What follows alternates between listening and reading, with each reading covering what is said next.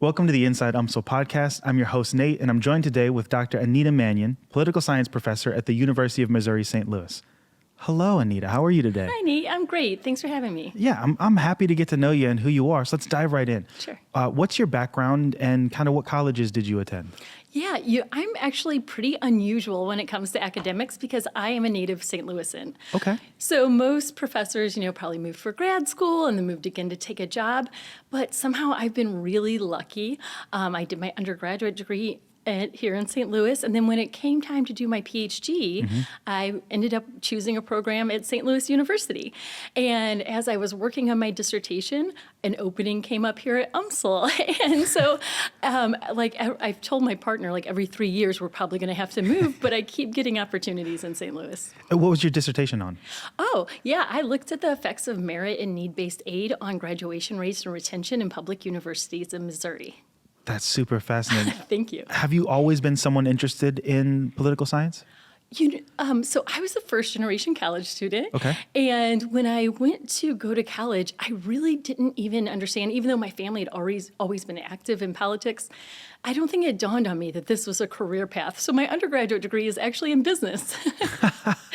And then as I started looking at grad programs and thinking, understanding higher ed better, then I moved. My PhD is actually in public policy. Okay. What is it that drew you to this field of study?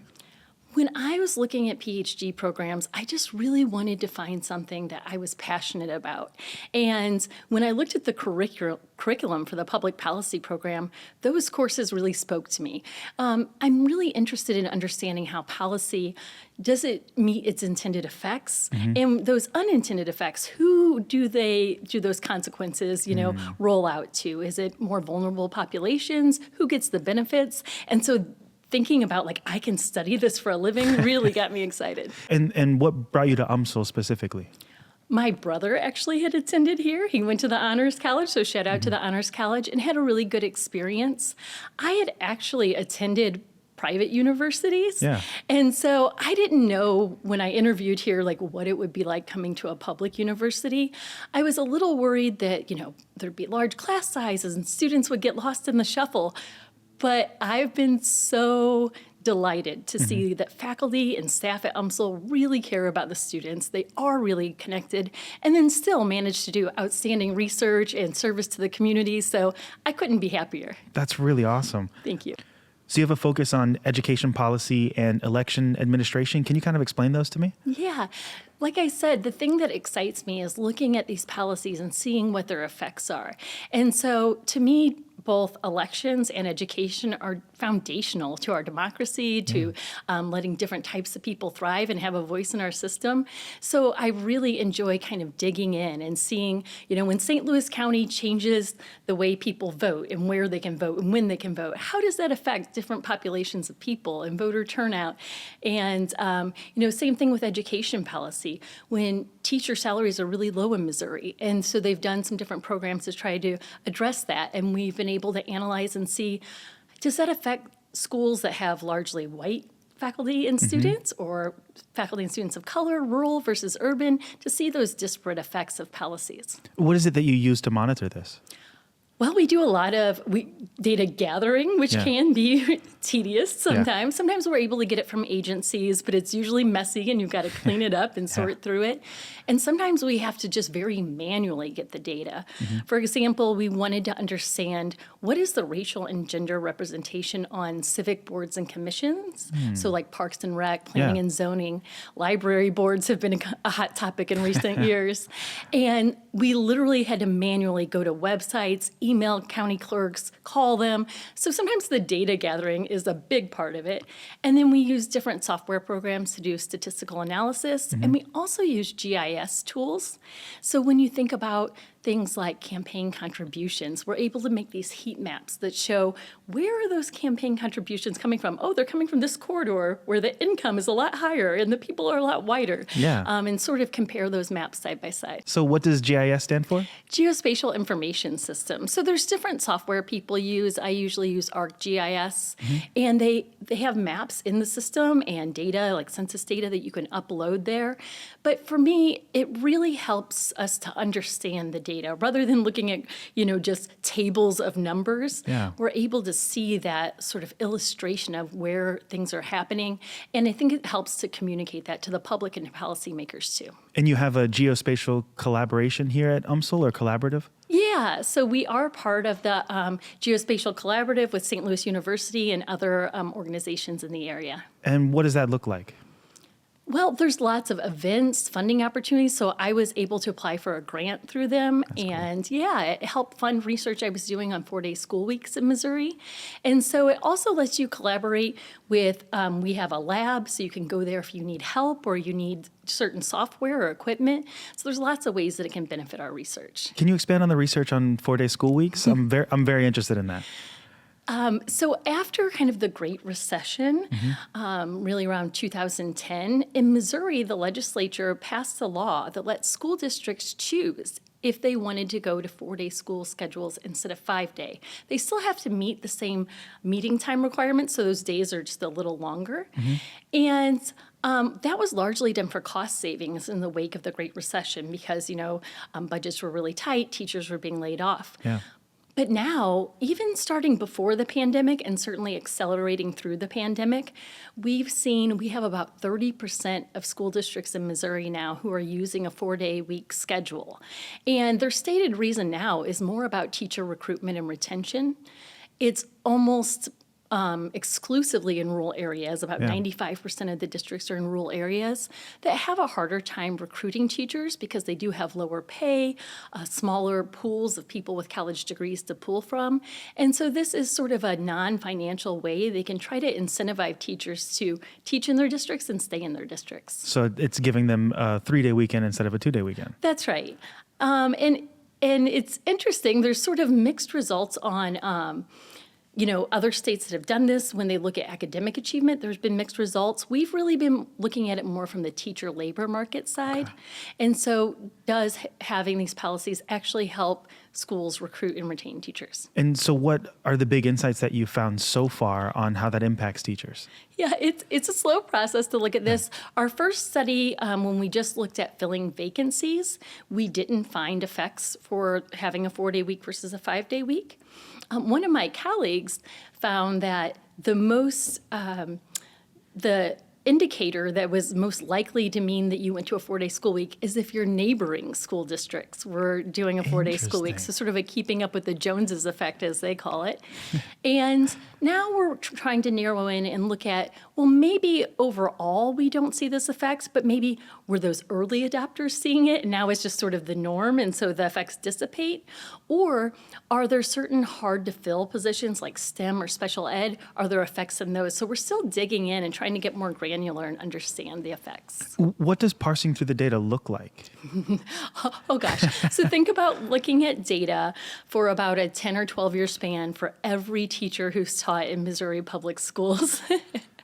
It's a lot. And we have all of their, gender, age, salary, districts, all this different information. So we control for a lot of those variables to really try to understand what is an effect of the 4-day school week and what are just effects of being a rural school district. Interesting. Are there any unique things that you found that kind of helps parse through that?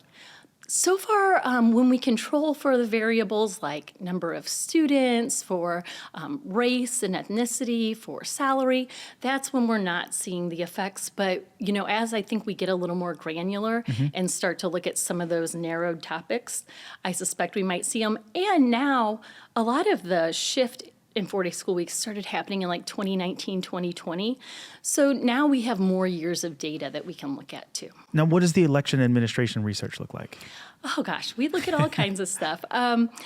Last year, I was part of a team with scholars from across the country that MIT had given these big grants because they wanted us to actually not conduct new research, but look at what does the existing literature say about best practices in voting. And so they divided us in different teams, like one might look at poll workers, one might look at vote by mail. We looked at in-person voting. And then we were able to make recommendations for areas for future research that maybe they'll fund or maybe we'll work on. We've also been doing a lot of research on vote centers. And And so this is the idea that instead of just having one assigned polling place, there's larger centers that anyone in that county can go vote at. So here in St. Louis County, they implemented that practice in 2020, and it's been very popular. We actually have one article published about it and another under review, fingers crossed. But, they saw great success again in this election cycle. And my chair and I collaborate on the election administration work a lot, and we have really good relationships with our local election officials, and they've been very transparent with us and sharing their information. And so that's really helped us. And then we, in turn, give them our findings, and we poll workers, we poll registered voters, and we share that with them so they can strengthen their practices. So you have the area of education and election administration with GIS technology. What other areas are you using GIS technology in? Well, we also did a study, so with the boards and commissions, we are using some GIS technology to show areas that have, if they have 50% women or representative proportions of people of color on their boards and commissions, we can design maps, and it'll help us understand what communities, where geographically those communities are doing better or worse are. Yeah. And then we've also used it looking at campaign contributions, like I mentioned earlier. Yeah. And so we looked at St. Louis mayoral elections and St. Louis County executive, and we got all this data from the Missouri Ethics Commission on all the campaign contributions. Wow. And then we upload all those addresses into the GIS system, and we can develop these heat maps. And, we end up finding, for example, in St. Louis city elections, there are areas of the city that have virtually no contributions, usually in North City, that tends to have lower income and be more heavily African American. Yeah. Meanwhile, people in this sort of what we call the I-40 corridor that has a little more wealth in the county are making big contributions to the city campaigns. And so, we're able to do this. We also create these maps of race and income level and then put those side by side with the campaign contributions. So it really paints this illustration of who's influencing elections and who's not. That's super fascinating. Thank you. So we think it's fun. Yeah, so it's like taking data and getting a really interesting map from everything. That's right. And then using that map to tell a story and inform policymakers and others. Do you often work with local officials with any of this data information? We absolutely do. So with the boards and commissions work, I've presented with the county executive. Other municipalities have invited me in, even around the state. I've presented to the Municipal League. They had a statewide conference, so presented to them. Have went to Springfield and other areas around the state. And then also with some of the other information like elections, we work very closely with the local election officials on that. So when working with students, do they have to be higher level graduate students to participate in the research? Like when can they expect to be a part of the research that you're doing? We've had students work on our projects from undergraduate to PhD. Wow. In the Department of Political Science, we have undergraduate degrees in political science, international relations, and public policy, master's degrees in public policy administration and political science, and a PhD in political science. Wow. Yeah, and so I've had the pleasure of working with students at all those levels on my research. This summer, I worked on a project with a master's in public policy student I was able to bring on. Over the years, I've worked with a number of PhD students who they're particularly interested in getting that research experience because if they're getting a PhD, they probably plan on doing this in their career and also need to get some publications to go on the job market and, to understand the publication and research process. So this gets them that hands-on experience. Yeah. But we've also had undergraduate students who help us, gather data or might do a little bit of GIS work or things to really help them in their beginnings of understanding the research process. Yeah, kind of light that fire in them. That's right. That's really cool. So then as far as teaching classes, what courses are you offering here? So pretty much every semester I teach our general education course of Intro to American Politics. Mm-hmm. That one's fun for me because it's overwhelmingly not people majoring in political science. So I might get, 5 or 10% those students, but mainly students from all across the campus, different backgrounds, domestic, international, from Missouri, not from Missouri, and from all different majors. And when they come into class, sometimes they're like, why do I have to take a politics class? Why am I here at 9 a.m? But my favorite course evaluations from that are at the end of the semester when they say, I didn't want to take this class. I didn't want to get up in the morning, but now I voted for the first time. Wow. Or I've learned how to where good information is, or I'm talking to my family about politics for the Yeah. first time. So getting those students who, they're probably never going to do, public policy research, but we want them to be informed and engaged citizens. So that's really fun for me. I also teach politics of gender in the U.S., Okay. politics of poverty and welfare, Yeah. public policy, organizational leadership. So lots of different ways that we can help inform and engage our students. That's really cool. Thank That's you. A lot of different courses. It is. So how do you approach teaching political science to students who may have very different political beliefs? Like what strategies have you found that help kind of open up a dialogue between people who might be taught outside the classroom that dialogues are difficult? So after the 2016 election, I really stopped to reflect of how I could strengthen our classes and design them in a way that helps people listen to each other, sort through misinformation, do those kinds of things. So I basically threw out their individual paper and started doing in my intro class a group project where throughout the semester they work on a policy area. It might be gun policy, it might be immigration, and we do it sort of objective third-party perspective for the first couple. Like, how does media play a role? What does each side value about this? And then by the end of the semester, the students have to come to consensus and recommend policies in that area. And knock on wood, so far, students have always come to agreement. I've never had a problem with that, which I think, they're developing those skills about having civil conversations around difficult topics, about finding good information, about having persuasive conversations that, aren't rude and hateful, and respecting other people's viewpoints. Another thing that I implemented is the first day of every class, we do an activity, it doesn't matter what the course is, on civil discourse.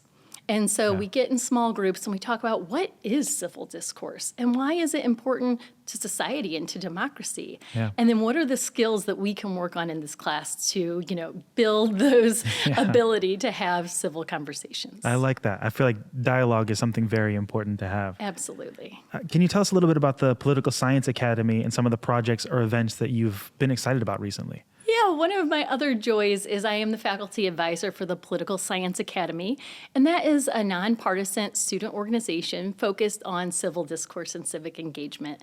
And so we do a lot around voter registration, which, shout out to UMSL. We have been recognized multiple times for having very high voter turnout rates, high voter registration, and so I like to think our organization contributes to that. We also work on informing voters because particularly for young voters and first-time voters, it's intimidating to say, I don't even know where I'm supposed to go, when I'm supposed to go, what I'm supposed to bring, much less what all these things on the ballot are and who all these people are and how am I supposed to know? And so we bring office holders on campus to have conversations. We have panel discussions with people on both sides moderated by students so students can hear what each side is offering and help make informed opinions. And since 2020, we have a polling place on campus, which is really exciting. That's super cool.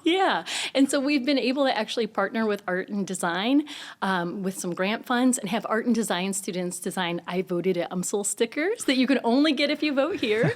And we have election day parties and debate watch parties and all kinds of things to just try to keep people informed and engaged. Do you have a team of people around you? Because everything you've talked about is just a lot for someone to be doing on their own. It is a lot, but when you like what you're doing, it energizes you.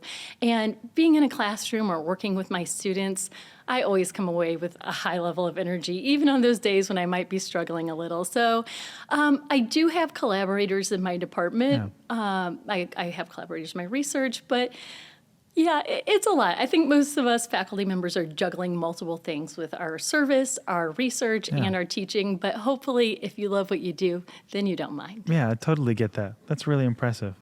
So can we talk a little bit about gender studies, the courses you offer, and what you do with that? Absolutely. 2 of my courses are cross-listed with gender studies, the politics of gender in the U.S. and the politics of poverty and welfare.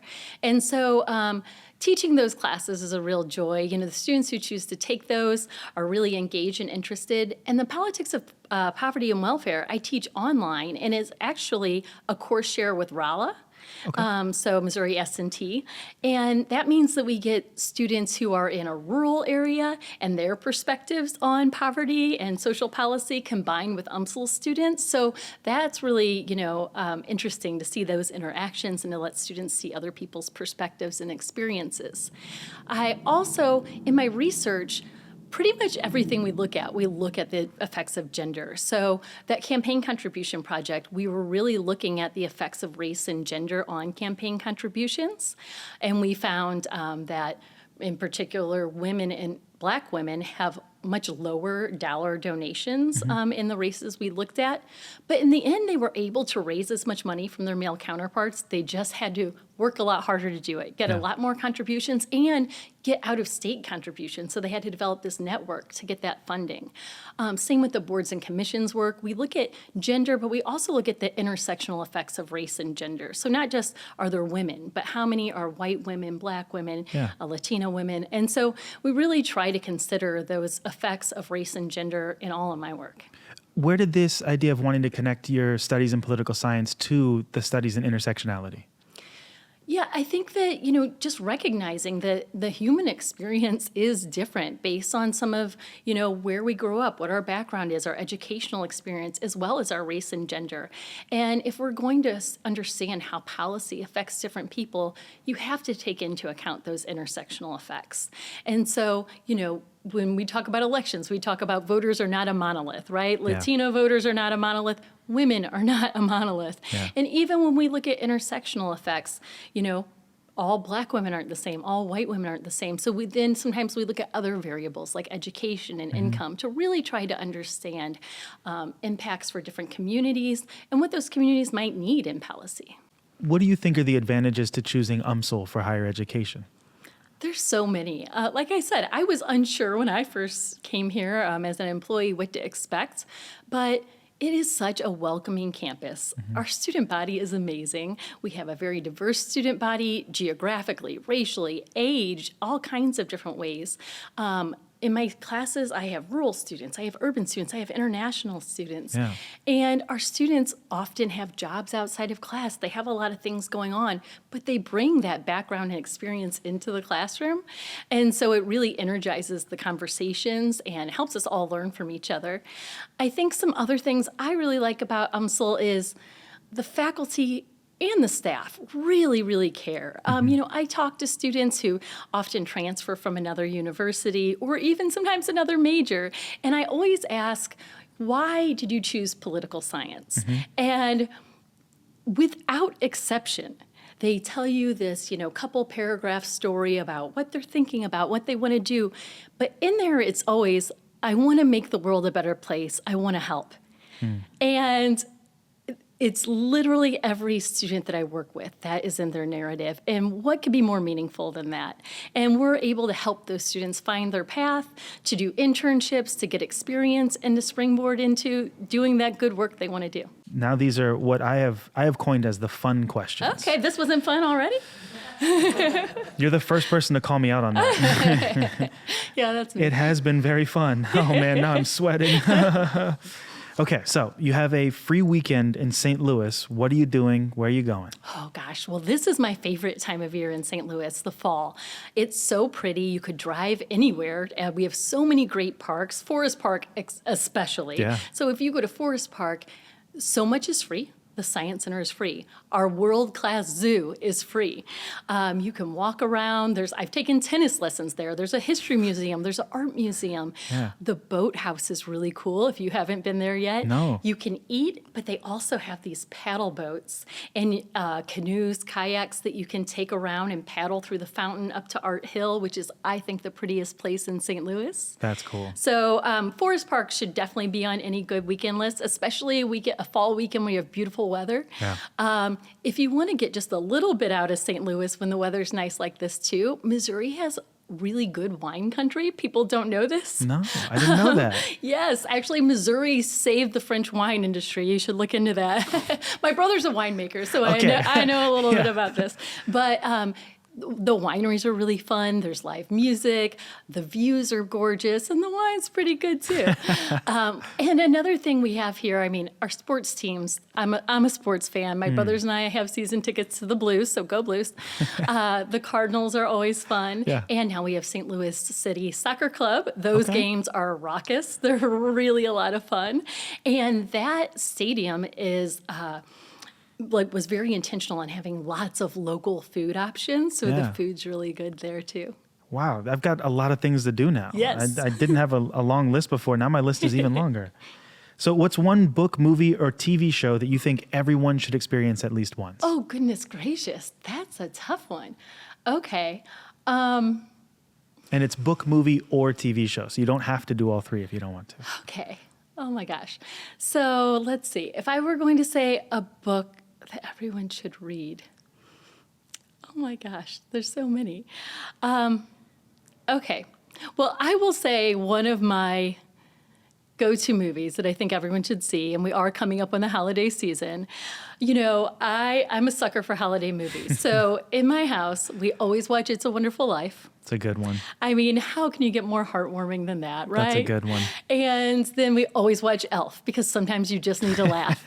And so I do think that, especially in times that feel a little stressful, sometimes when we're processing election results or in finals week or doing these things, that having those comfort films feels really good to me. It really does. So can that be Those are great answers. Yeah, satisfactory? yeah, that's super satisfactory. I love both those movies. It changed the way I look at When Bells Ring. Yes. Angels are just getting wings. A lot of them. Every day at noon, 12 angels get their wings. If you could spend a day as a student in any other department, which department would you pick and why? Oh, that's great. You know, maybe the English department. Really? I do love to read, and I have lots of friends in the English department who are wonderful faculty members. And I think one thing I try to remind my students of is that being in college is such a unique time to be in a room filled with other people, and you just have this space to learn and discuss and engage. Really, after you get out of school, you have to work hard to create spaces like that. It's unusual. Yeah. And so I would love to go back and take, a couple literature courses and really be able to have like the best book club ever, right? Yeah. Teachers facilitating those conversations and guiding your reading. So yeah, I think I might go to the English department. Is there a specific period of literature that you would lean towards? Ooh. That's a good question. In my undergrad, I did take courses on women in literature and That's some cool. other ones. Yeah, I think there's not necessarily a time period, but maybe more thematic. Yeah, what theme?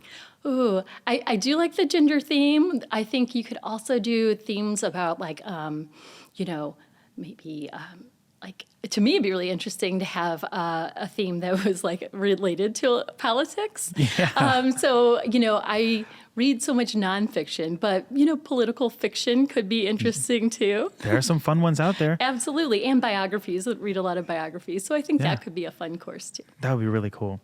What's a hobby or interest you have that students might be surprised to learn you do? Well, I think most of my students know that I'm a gardener, but they might be surprised to know that I'm a scuba diver. Really? Yeah. It's so fun. How did you get certified to be a scuba diver in the middle of the U.S.? Where do you go for that? I got certified here. So they have dive shops in the city around St. Louis, so you can go to a dive shop, take the classes. So I did my classes in a pool and in a classroom, because you do the book Yeah. too. And then for the certification, we drove over to Illinois and did it in a quarry. They have a sunken school bus there and other things that you can dive around. But I did that all in preparation to go dive like in pretty warm places. Yeah, of course. I've dove in Cozumel and Puerto Vallarta and Dominican Republic and Belize and places like that, which is just amazing. It's literally otherworldly to be under there and just be in the quiet and see all this beauty. Yeah, I would have never guessed scuba diving for somewhere so landlocked. That's crazy. Yeah, so it's fun. Well, I love to travel, so it's something That's really cool. nice to do on trips. The last question I have, what's a piece of advice that you've been using lately to kind of get you through whatever you're working on now? Well, I just gave this advice to a student yesterday who is very stressed, and it's advice I've been taking myself. In the wake of elections where people are happy about some things and really stressed about other things, and there's this tension we feel with, did you vote for the opponent of the person I prefer? All Yeah. those tensions out there, that we have to, even though I want people to be engaged, we have to set some boundaries and find space to just like watch Elf and laugh, right? Yeah. Or cook a really nice dessert or sit in the backyard with a glass of wine.